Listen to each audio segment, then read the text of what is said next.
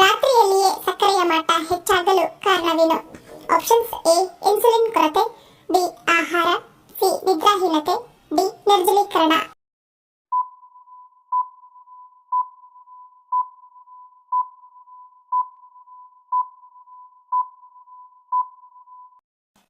ಉತ್ತರ option A insulin ಕೊರತೆ. ರಾತ್ರಿ ಆಹಾರದಲ್ಲಿ ಕಾರ್ಬೋಹೈಡ್ರೇಟ್ಗಳ ಪ್ರಮಾಣ ಮತ್ತು ರಾತ್ರಿ ನಿದ್ರೆಯ ಕೊರತೆ ಮುಖ್ಯವಾಗಿ ಸೇರಿವೆ. ನಾವು ನಿದ್ದೆ ಮಾಡುವಾಗ ದೇಹವು ಕಡಿಮೆ ಇನ್ಸುಲಿನ್ ಉತ್ಪಾದಿಸುತ್ತದೆ. ಇದು ರಕ್ತದಲ್ಲಿನ ಸಕ್ಕರೆಯನ್ನು ಜೀವಕೋಶಗಳಿಗೆ ಸಾಗಿಸಲು ಮುಖ್ಯವಾಗಿದೆ. ದೇಹವು ಇನ್ಸುಲಿನ್ ಅನ್ನು ಸರಿಯಾಗಿ ಬಳಸದಿದ್ದರೆ ರಕ್ತದಲ್ಲಿನ ಸಕ್ಕರೆ ಮಟ್ಟವು ಹೆಚ್ಚಾಗುತ್ತದೆ ಮತ್ತು ರಾತ್ರಿಯಲ್ಲಿ ಹೆಚ್ಚಿನ ಪ್ರಮಾಣದಲ್ಲಿ ಕಾರ್ಬೋಹೈಡ್ರೇಟ್ ಭರಿತ ಆಹಾರವನ್ನು ಸೇವಿಸುವುದರಿಂದ ರಕ್ತದಲ್ಲಿನ ಸಕ್ಕರೆಯ ಮಟ್ಟ ಹೆಚ್ಚಾಗುತ್ತದೆ. ರಾತ್ರಿಯಲ್ಲಿ ಚಯಾಪಚಯ ಕ್ರಿಯೆ ನಿಧಾನವಾಗುತ್ತದೆ. ಆದ್ದರಿಂದ ಗ್ಲೂಕೋಸ್ ಬೇಗನೆ ದಹನವಾಗುವುದಿಲ್ಲ ಮತ್ತು ಕಾರ್ಬೋಹೈಡ್ರೇಟ್ಗಳು ಬೇಗನೆ ಗ್ಲೂಕೋಸ್ ಆಗಿ ಪರಿವರ್ತನೆಗೊಳ್ಳುತ್ತವೆ. ಇದರಿಂದ ರಕ್ತದಲ್ಲಿನ ಸಕ್ಕರೆಯಲ್ಲಿ ಹಠಾತ್ ಏರಿಕೆ ಉಂಟಾಗುತ್ತದೆ.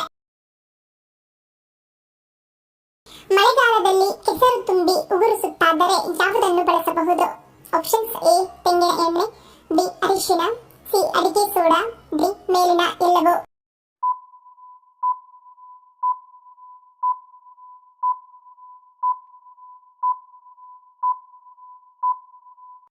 ಉತ್ತರ ಆಪ್ಷನ್ ಡಿ ಮೇಲಿನ ಎಲ್ಲವೂ. ತೆಂಗಿನ ಎಣ್ಣೆ ಜೊತೆಗೆ ಚಿಟಿಕೆ ಅರಿಶಿನವನ್ನು ಮಿಶ್ರಣ ಮಾಡಿ ಹಚ್ಚುವುದರಿಂದ ಉಗುರು ಸುತ್ತಿನ ಸಮಸ್ಯೆಯನ್ನು ನಿಯಂತ್ರಿಸಬಹುದು. ತೆಂಗಿನ ಎಣ್ಣೆಯನ್ನು ಉಗುರಿಗೆ ಅನ್ವಯಿಸುವುದರಿಂದ ಅದರ ಶಿಲೀಂಧ್ರನಾಶಕ ಮತ್ತು ಬ್ಯಾಕ್ಟೀರಿಯಾ ವಿರೋಧಿ ಗುಣಲಕ್ಷಣಗಳು ಶಿಲೀಂಧ್ರವನ್ನು ಎದುರಿಸಲು ಸಹಾಯ ಮಾಡುತ್ತವೆ. ಒಂದು ಅಗಲವಾದ ಬಕೆಟ್ನಲ್ಲಿ ಅಡಿಗೆ ಸೋಡಾ ಹಾಗೂ ನೀರು ಹಾಕಿ ನೋವಿರುವ ಕಾಲನ್ನು ಅದರಲ್ಲಿ ನೆನೆಸುವುದರಿಂದ ಶಿಲೀಂಧ್ರಗಳ ಬೆಳವಣಿಗೆಯನ್ನು ತಡೆಯಬಹುದು. ಪಿತ್ತದ ಸಮಸ್ಯೆಯನ್ನು ಹೋಗಲಾಡಿಸಲು ಯಾವುದು ಸರಳ ಮನೆಮದ್ದಾಗಿದೆ? ಆಪ್ಷನ್ಸ್: ಎ ತುಪ್ಪ, ಬಿ ಸೇಬು, ಸಿ ಪುದೀನಾ ಟೀ, ಡಿ ಮೇಲಿನ ಎಲ್ಲವೂ.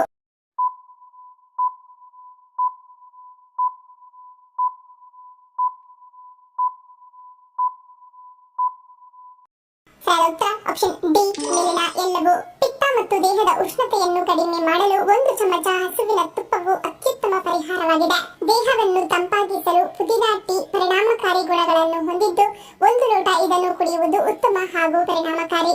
ಸೇಬುಗಳು, ಮಾಗಿದ ದ್ರಾಕ್ಷಿಗಳು, ಹಾಲು, ಪ್ಲಮ್, ಶತಾವರಿ, ಎಲೆಗಳ ಸೊಪ್ಪು, ಎಲೆಕೋಸು, ಪಪ್ಪಾಯಿ, ಸೌತೆಕಾಯಿ, ಹೂಕೋಸು ಮತ್ತು ಬೆಲ್ ಪೆಪ್ಪರ್ ಆಹಾರದ ಭಾಗವಾಗಿರುವುದು ಮುಖ್ಯ. ಸೌತೆಕಾಯಿ ಮತ್ತು ಕಲ್ಲಂಗಡಿಗಳಂತಹ ತಂಪಾಗಿಸುವ ಆಹಾರಗಳು ಮತ್ತು ಹಸಿರು ಎಲೆಗಳನ್ನು ಪಿತ್ತದ ತೀವ್ರತೆಯನ್ನು ಕಡಿಮೆ ಮಾಡಲು ಬಳಸಬಹುದು, ಏಕೆಂದರೆ ಅವು ನೈಸರ್ಗಿಕವಾಗಿ ಶಾಖ ಮತ್ತು ಹೈಡ್ರೇಟ್ ಅನ್ನು ಕಡಿಮೆ ಮಾಡುತ್ತವೆ. ಪಿತ್ತದ ಸಮತೋಲನದಲ್ಲಿ ಆಹಾರವು ದೊಡ್ಡ ಪಾತ್ರವನ್ನು ವಹಿಸುತ್ತದೆ. ಹಾಗಾಗಿ ಕಹಿ, ಸಿಹಿ ಮತ್ತು ಸಂಕೋಚಕ ರುಚಿಯನ್ನು ಹೊಂದಿರುವ ಆಹಾರಗಳನ್ನು ಸಾಮಾನ್ಯವಾಗಿ ಪಿತ್ತ ಪ್ರಕಾರದವರಿಗೆ ಒಳ್ಳೆಯದು.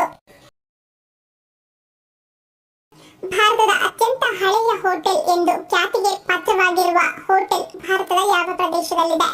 Options: A Kolkata, B Delhi, C Mumbai, D Hyderabad.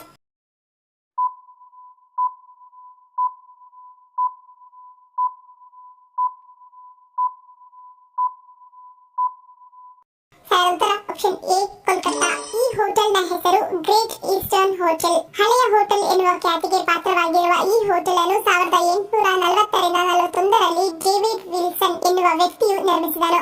East India ಕಂಪನಿಯ ಕೇಂದ್ರ ಕೋಲ್ಕತ್ತಾವಾಗಿದ್ದರಿಂದ ಬ್ರಿಟಿಷ್ ಅಧಿಕಾರಿಗಳು ಸೇರಿದಂತೆ ಅನೇಕರು ತಂಗಲು ಆ ಕಾಲದಲ್ಲಿ ಈ ಹೋಟೆಲ್ ಅನ್ನೇ ಆಯ್ಕೆ ಮಾಡಿಕೊಳ್ಳುತ್ತಿದ್ದರು. ಕೋಲ್ಕತ್ತಾದ ಓಲ್ಡ್ ಕೋರ್ಟ್ ಸ್ಟ್ರೀಟ್ನಲ್ಲಿ ನಿರ್ಮಾಣವಾಗಿದ್ದ ಈ ಹೋಟೆಲ್ ಅಂದಿನ ಕಾಲದಲ್ಲಿ ಐಷಾರಾಮಿ ಹೋಟೆಲ್ಗೆ ಸೇರ್ಪಡೆಯಾಗಿತ್ತು. 1883ರಲ್ಲಿ ಮೊದಲ ವಿದ್ಯುದೀಕರಣಗೊಂಡ ಹೋಟೆಲ್ ಆಗಿ ಮಾರ್ಪಾಡಾಯಿತು. 1970ರ ವೇಳೆಗೆ ಪಶ್ಚಿಮ ಬಂಗಾಳ ಸರ್ಕಾರವು ಈ ಹೋಟೆಲ್ ನಿರ್ವಹಣೆಯನ್ನು ವಹಿಸಿಕೊಂಡಿತು.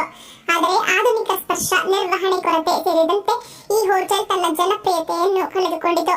ಹಳೆಯ ಹೋಟೆಲ್ ಆದ ಕಾರಣ 2005ರ ವೇಳೆಗೆ ಸಂಪೂರ್ಣವಾಗಿ ಹದಗೆಟ್ಟಿತ್ತು. ಆದರೆ ಇವತ್ತಿಗೂ ಭಾರತದ ಹಳೆಯ ಹೋಟೆಲ್ ಎನ್ನುವ ಖ್ಯಾತಿ ಮಾತ್ರ ಈ ಹೋಟೆಲ್ಗೆ ಇದೆ.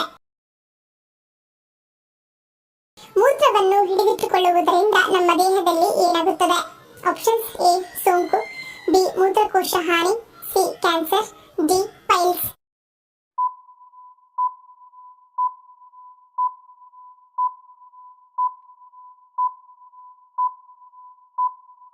ಉತ್ತರ ಆಪ್ಷನ್ ಎ ಮತ್ತು ಡಿ. ದೇಹದ ತ್ಯಾಜ್ಯವು ಮೂತ್ರದ ಮೂಲಕ ಹೊರಹಾಕಲ್ಪಡುತ್ತದೆ. ಆದ್ದರಿಂದ ಇದು ಬಹಳಷ್ಟು ಬ್ಯಾಕ್ಟೀರಿಯಾಗಳನ್ನು ಹೊಂದಿರುತ್ತದೆ. ಒಬ್ಬ ವ್ಯಕ್ತಿಯು ಮೂತ್ರವನ್ನು ಹಿಡಿದಿಟ್ಟುಕೊಂಡಾಗ ಮೂತ್ರಕೋಶದಲ್ಲಿ ಹೆಚ್ಚಿನ ಪ್ರಮಾಣದ ಬ್ಯಾಕ್ಟೀರಿಯಾಗಳು ಸಂಗ್ರಹವಾಗುತ್ತವೆ. ಇದು ಮೂತ್ರನಾಳದ ಸೋಂಕು ಮತ್ತು ಮೂತ್ರಕೋಶಕ್ಕೆ ಹಾನಿಯನ್ನುಂಟು ಮಾಡುತ್ತದೆ. ಶ್ವಾಸಕೋಶದ ತೊಂದರೆಗಳನ್ನು ಇಲ್ಲವಾಗಿಸಲು ಯಾವುದನ್ನು ಸೇವಿಸಬೇಕು? ಆಪ್ಷನ್ಸ್: ಎ ದ್ರಾಕ್ಷಿ, ಬಿ ಬಾದಾಮಿ, ಸಿ ವಾಲ್ನಟ್ಸ್, ಡಿ ಪಿಸ್ತಾ.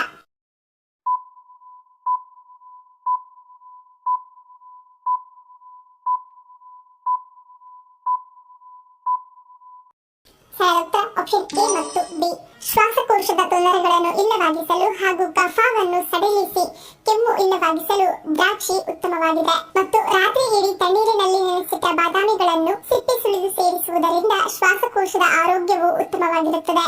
ಹಾಗಾಗಿ ದ್ರಾಕ್ಷಿ ಮತ್ತು ಬಾದಾಮಿ ಎರಡನ್ನು ರಾತ್ರಿ ತಣ್ಣೀರಿನಲ್ಲಿ ನೆನೆಸಿಟ್ಟು ಬೆಳಗ್ಗೆ ಸೇವಿಸುವುದು ಆರೋಗ್ಯಕರ.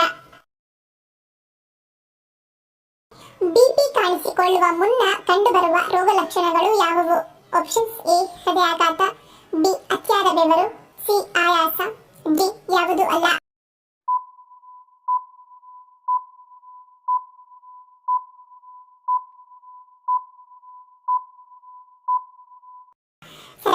ಆಪ್ಷನ್ ಬಿ ಯಾವುದು ಅಲ್ಲ.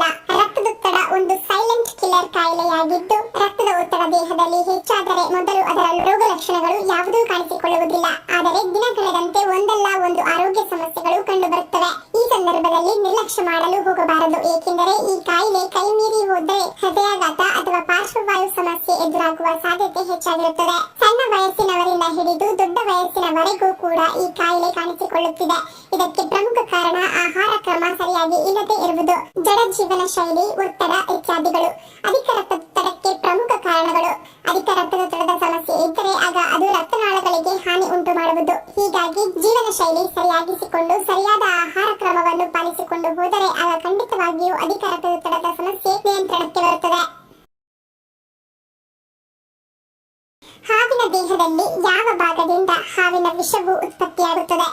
ಆಪ್ಷನ್ಸ್: ಎ ನಾಲಿಗೆ, ಬಿ ಹಲ್ಲು, ಸಿ ತಲೆ, D ದವಡೆ.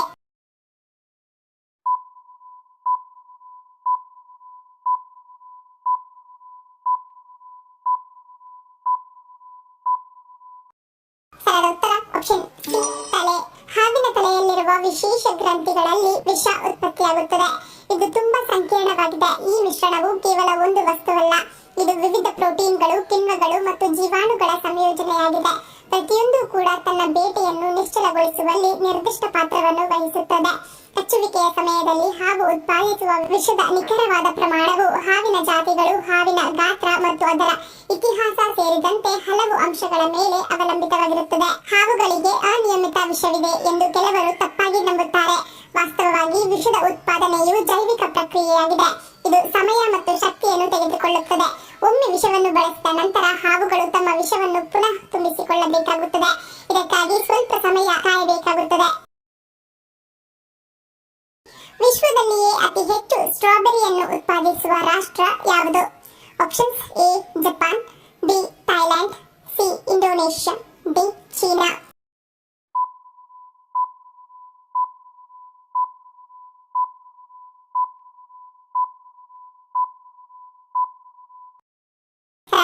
Option D China. China ವಿಶ್ವದಲ್ಲೇ ಸ್ಟ್ರಾಬೆರಿ ಉತ್ಪಾದನೆಯಲ್ಲಿ ಪ್ರಮುಖ ರಾಷ್ಟ್ರವಾಗಿದೆ. ಜಾಗತಿಕವಾಗಿ ಯಾವುದೇ ದೇಶಕ್ಕಿಂತ ಇಲ್ಲಿ ಹೆಚ್ಚು ಸ್ಟ್ರಾಬೆರಿ ಬೆಳೆಯಲಾಗುತ್ತದೆ. ಚೀನಾದ ಹಲವು ಭಾಗಗಳಲ್ಲಿ ಸ್ಟ್ರಾಬೆರಿಗಳನ್ನು ಬೆಳೆಸಲಾಗುತ್ತದೆ. ಶಾಂಡೋಂಗ್ ಅತಿ ಹೆಚ್ಚು ಉತ್ಪಾದಿಸುವ ಪ್ರಾಂತ್ಯವಾಗಿದೆ. ದೀರ್ಘ ಬೆಳವಣಿಗೆಯ ಋತು, ಅತ್ಯುತ್ತಮ ಮಣ್ಣು ಮತ್ತು ಮುಂದುವರಿದ ಕೃಷಿ ವಿಧಾನಗಳು ಶಾಂಡೋಂಗ್ ಅನ್ನು ವಿಶ್ವದ ಸ್ಟ್ರಾಬೆರಿ ರಾಜಧಾನಿಯನ್ನಾಗಿ ಮಾಡುತ್ತವೆ. ಬಿಪಿ ಮತ್ತು ಶುಗರ್ ಇರುವವರು ತಪ್ಪದೇ ಸೇವಿಸಬೇಕಾದ ಪಾನೀಯ ಯಾವುದು? ಆಪ್ಷನ್ಸ್: ಎ ಮಜ್ಜಿಗೆ, ಬಿ ಎಳನೀರು, C green tea, D amla juice.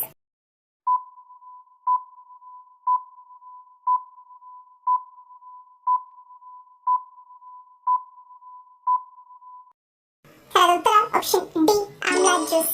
ಖಾಲಿ ಹೊಟ್ಟೆಯಲ್ಲಿ ಕೆಲವು ಆಹಾರ ಮತ್ತು ಪಾನೀಯಗಳನ್ನು ಸೇವಿಸುವುದು ಶುಗರ್ ಹಾಗೂ ಬಿಪಿ ಇರುವವರಿಗೆ ಪರಿಣಾಮಕಾರಿಯಾಗಬಲ್ಲದು. ಅವುಗಳಲ್ಲಿ ಒಂದು ಆಮ್ಲಾ ಜ್ಯೂಸ್. ನೆಲ್ಲಿಕಾಯಿಯಲ್ಲಿ ಬಹಳಷ್ಟು ಪೋಷಕಾಂಶಗಳಿವೆ. ಇದು ಮಧುಮೇಹ ಮತ್ತು ರಕ್ತದೊತ್ತಡ ಎರಡನ್ನೂ ನಿಯಂತ್ರಿಸಲು ಅತ್ಯುತ್ತಮ ಆಯ್ಕೆಯಾಗಿದೆ.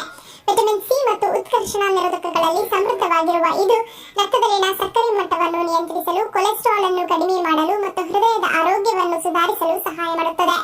ಖಾಲಿ ಹೊಟ್ಟೆಯಲ್ಲಿ ನೆಲ್ಲಿಕಾಯಿಯನ್ನು ಸೇವಿಸುವುದರಿಂದ ನಿಮ್ಮ ಚಯಾಪಚಯ ಕ್ರಿಯೆಯನ್ನು ಹೆಚ್ಚಿಸುತ್ತದೆ, ರೋಗನಿರೋಧಕ ಶಕ್ತಿಯನ್ನು ಬಲಪಡಿಸುತ್ತದೆ ಮತ್ತು ರಕ್ತದಲ್ಲಿನ ಸಕ್ಕರೆಯ ಮಟ್ಟವನ್ನು ನಿಯಂತ್ರಣದಲ್ಲಿಡುತ್ತದೆ.